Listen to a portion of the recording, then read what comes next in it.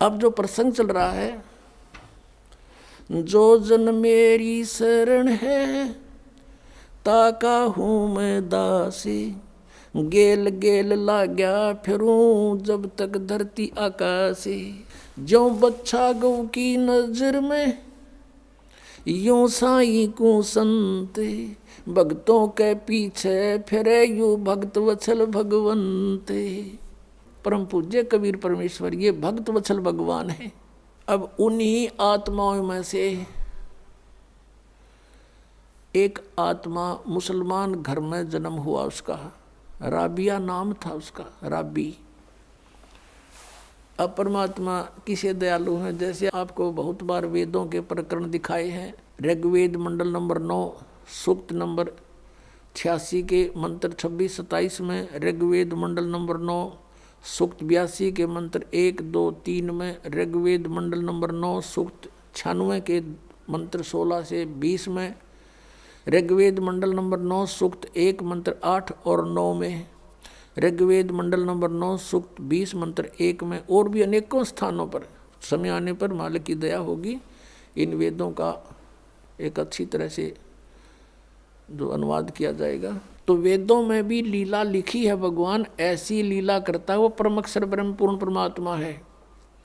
वो ऊपर रहता सतलोक में, सचखंड में, और वहाँ से गति करके आता सशरीर, और वो 3 प्रकार से शरीर धारक है। 3 प्रकार के शरीरों से सभी का धारण पोषण करता, सबकी संभाल करता है। एक रूप तो परमात्मा का सतलोक के अंदर स्थिर है, जिसमें करोड़ सूर्य करोड़ चंद्रमा मिला दे एक रोमकूप की इतनी रोशनी है, मनुष्य सदृश्य है। और दूसरे टाइप का जो शरीर मालिक धारण करते हैं, नवजात शिशु का रूप धारण करके प्रकट होते हैं किसी तालाब के ऊपर जल पर, इसलिए उसको नारायण बोलते हैं। वो निर्धारित कार्य होता है परमात्मा का, किसी संस्कारी हंस वहाँ से कोई उठा ले जाते हैं और वो फिर उस परमात्मा की परवरिश की लीला एक कंवारी गायों से होती है। वो कंवारी गायों का दूध पीते हैं और नहीं पीते हैं, और वो परमात्मा वहाँ से चलकर आते हैं। वो कबीर देव है, कबीर साहब है वो, और अच्छी आत्मा को मिलते हैं, उनको ज्ञान देते हैं। तो इसी आधार से परमात्मा स्वयं भी कहते हैं, गोता मारूं स्वर्ग में जा बैठूं पाताले, कहे कबीर ढूंढता फिरूं अपने हीरे मोती लाले। ये खुद भगवान भी कहते हैं। और जिनको परमात्मा मिले वो भी यही बताते हैं, जैसे आदरणीय नानक साहिब जी को मिले बेई नदी पर सचखंड से सतलोक से सतपुरुष आए कबीर देव जी, और उनको बेई नदी से अंतर ध्यान करके सचखंड में लेकर गए, फिर वापस छोड़ा सतलोक से। उन्होंने आते ही नौकरी त्याग दी, एक नवाब के यहाँ नौकरी करते थे, और फिर परमात्मा की खोज में बनारस पहुँचे। और जहाँ देखा था ऊपर भी सतलोक में परमात्मा एक जिंदा महात्मा के रूप में आकर नानक साहिब जी को ऊपर लेकर गए थे। अब उसी रूप में परमात्मा सतलोक के अंदर विराजमान, उसी शकल में, और उसी रूप में जुलाहे का काम कर रहे बनारस में, काशी में। वहाँ जब जाकर देखा और सचमुच ये तो वो परमात्मा है जो मुझे सचखंड लेकर गया था, सतलोक में देखा था। तब कहा था, फाई सूरत मलुकी वेश ए ठगवाड़ा ठगी देश खरा सियाणा बहुता बार ये दानक रूप रहा करता रे। अब फिर नानक जी की कोई ना सुने, वहाँ जुला इकट्ठे हो गए, न कोई पंजाब तो आके यो बौड़ी बौड़ी बात करे, इस नीरू के पुत्र ने भगवान बतावे। अब कहने का भाव ये है कि जो लीला वेदों में लिखी है कि वो परमात्मा सतलोक से चलकर आता है और यहाँ पृथ्वी पर प्रकट होता है, अच्छी आत्माओं को जा जाकर मिलता है।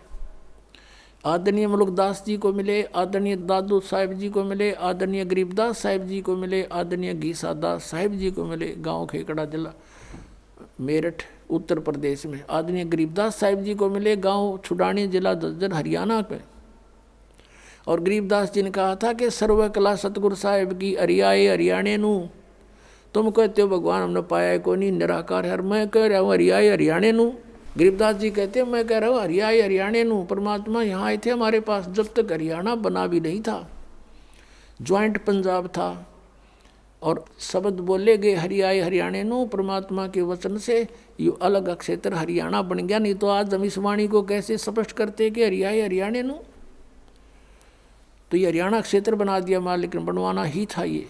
कहते हैं साध वचन पलटे नीचे पलट जा ब्रह्मांड। अब जो प्रसंग चल रहा है वहीं आते, इसी आधार से परमात्मा उस लड़की को मिले राबिया को जा करके। 12-13 वर्ष की लड़की थी, खेतों से चारा लेकर आ रही थी। परमात्मा वहाँ एक कुएं पर बैठ गए, लड़की भी बैठ गई, क्योंकि पिछली आत्मा जो होती है, कहते हैं साधु दर्शन राम का और मुख पर बसे सुहाग, दर्श उन्हीं को होते हैं जिनके पूर्ण भाग। कबीरा साधु दर्शन का साहिब आवे याद, वो है समय लेखे में बाकी का समय बर्बाद। अब आत्मा साधु संत को देखकर बड़ी खुश होती है कि भगवान इन संतों के रूप में ही आता है। वो लड़की बैठ गई, परमात्मा के तरफ देख कर एकदम आसक्त ऐसी होगी, खिंचाव सा बना कि तो महात्मा है कोई। तो उससे प्रश्न किया कि आप कौन हो, कहाँ से आए हो? तो परमात्मा ने कहा बेटी मैं अल्लाह अकबर हूँ। अब लड़की ने सोचा अल्लाह अकबर है, आप सचमुच? हाँ मैं बेटी मैं खुद खुदा हूँ। तो कहने लगे आप यहाँ किस लिए आए हो? कि मैं आपके लिए आया हूँ बेटी, आप साधना गलत कर रहे हो, आप सच साधना कीजिए। आप जो मुसलमान धर्म के अंदर साधनाएं करते हो ये साधनाएं पाप की हैं, मांस खाते हो हैं, तुम ईद बकरीद मनाते हो, ये साधनाएं अच्छी नहीं है तुम्हारी। वो कहने लगे जी हम नमाज करते हैं। नमाज तो अच्छी बात है, वो तो प्रार्थना है प्रभु की, लेकिन करती किसके हो? अब किसी की एप्लीकेशन लिख कर चल पड़े, नाम अगले का लिखा नहीं कि किसको देनी है, किसी डीसी को देनी है या कमिश्नर को देनी है, नाम की तरह लिखा नहीं, साहब लिख दिया ऊपर, अल्लाह कहो साहब कहो, तो कौन सुनेगा तेरी एप्लीकेशन ने?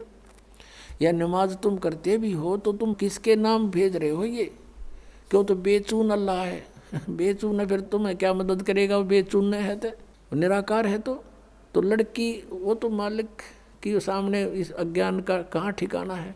लड़की बहुत प्रभावित हुई, कहा बेटा तुम असक जन्म हो गए भटकत्या ने हैं, अब पिछले जन्म में मनुष्य थे तो अब मनुष्य हो गए, अगले जन्म में भक्ति ठीक ना हुई तो पशु बन जाओगे, या मनुष्य भी बन गए तो ये प्रोसीजर फिर शुरू तुम्हारा, ये कोई एंड है इसका? तो बेटी बहुत प्रभावित हुई और उसने कहा भगवान फिर क्या करूं? कि बेटी उपदेश ले मेरे से और भक्ति कर डट के अपना भजन किया करे। कहने लगे जी ये साधना है जो मुसलमान धर्म की है कि ये ना करना बिल्कुल भी, जैसे मैं कहूँ ऐसे नमाज ये कर जो मैं आपको बता रहा हूँ, भक्ति करते रहना और ये मांस मिट्टी नहीं खाना। जो बोले जी वो कंपलसरी कर देते हैं, नमाज भी करनी होती है कि नमाज भी कर लेना, लेकिन टेक का मत्था अपना यो मंत्र करती रहिए, बस हो गई नमाज। मिला जी ठीक है। तो उस लड़की ने उपदेश ले लिया, मालिक उपदेश देकर चले गए। इतनी प्रेरित होगी ज्ञान से, उसने फैसला कर लिया कि मैं विवाह नहीं कराऊंगी और अपना मोक्ष कराऊंगी। अब उसी दौरान घर वालों ने क्या किया, भाई लड़की युवा होगी भी इसकी शादी तैयारी करो।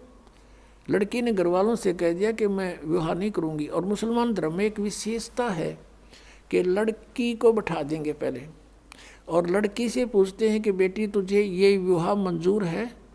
अगर वो स्वीकृति दे देती है तो विवाह होगा, नहीं तो नहीं होगा। अब वो लड़की ने मना कर दिया, घर वाले भी असमंजस में पड़ गए, भाई निकाह हो ही नहीं सकता किसी सूरत में भी। माता पिता चिंतित हुए, बहुत समझाया बेटी हमारी इज्जत का सवाल है, न्यू है, ऐसे है, 100 कुछ का। वो बोली मैं नहीं शादी करानी। अब घना चिंतित हो गया, माता पिता का अन्न छूट गया लोक लाज के कारण।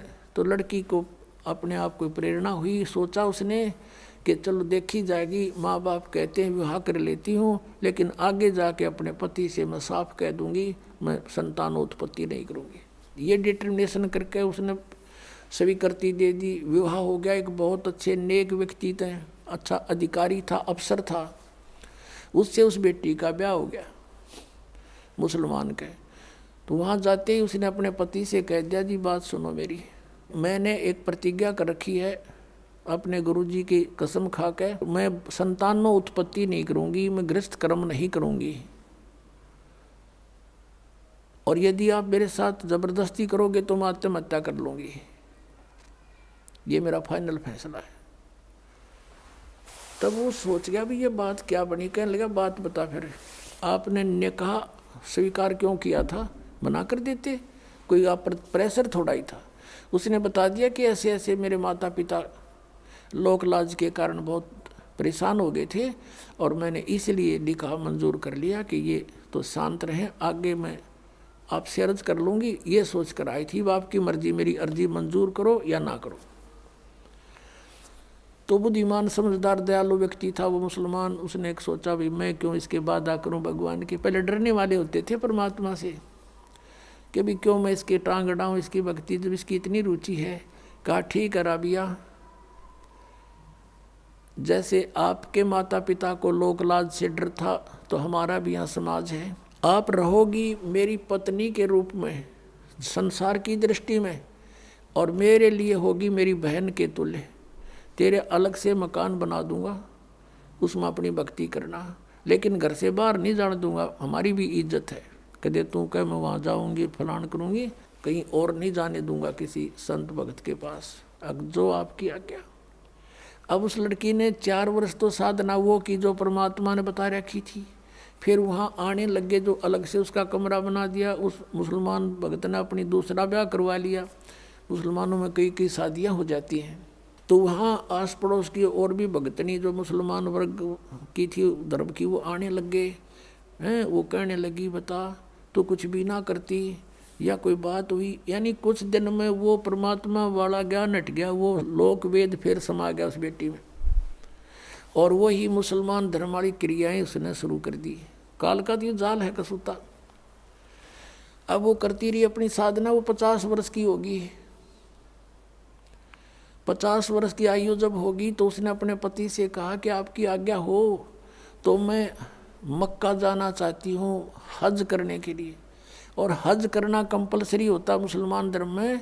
वो ये मानते हैं जिसने हज कर ली वो स्वर्ग का वासी हो जाता है, उसको लाभ होता है।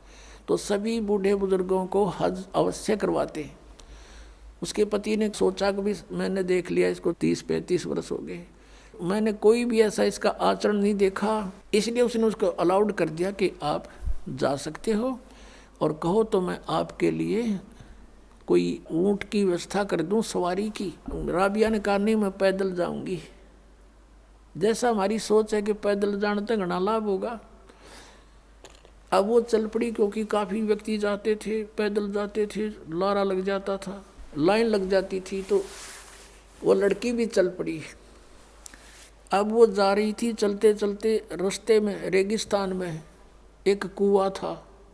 कुएं के पास एक कुतिया प्यासी थी, बहुत प्यासी थी।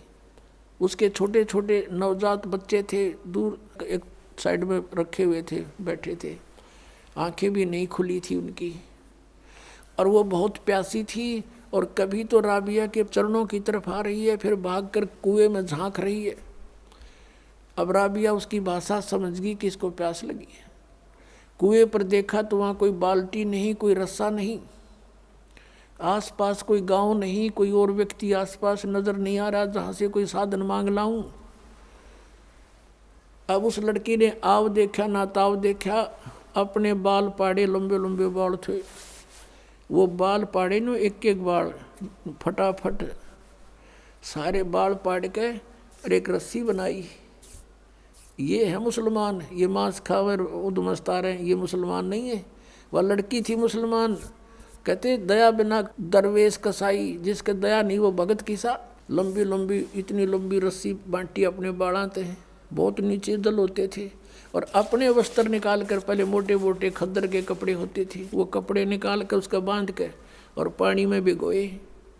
एक मटका पड़ा था टूटा हुआ घड़ा, आधा हिस्सा, उसको निचोड़ा और उसमें डाल देर कुतिया टूट कर पड़ गई, साथ की साथ पी जावे। तो कुतिया को पानी से छकाया और अपना जो लहू लुहान होगी थी वो कपड़े ऐसे अपने कपड़ों से पोंछ के उनको धो धा के सूखा झाड़ झूड़ के से और पहन लिए, और पहन के चलने की तैयारी की थी मक्का में। कहते वो मक्का वाली बिल्डिंग एज इट इज उठ के और वहाँ आ खड़ी हुई उस कुएं के साथ में, जैसे प्लेटफार्म पर रेलगाड़ी लग जाती है। उसने देखा मक्का, मक्का पहुँच गई। मैं सपना सा हो गया, एकदम दौड़ के उसमें चढ़ी।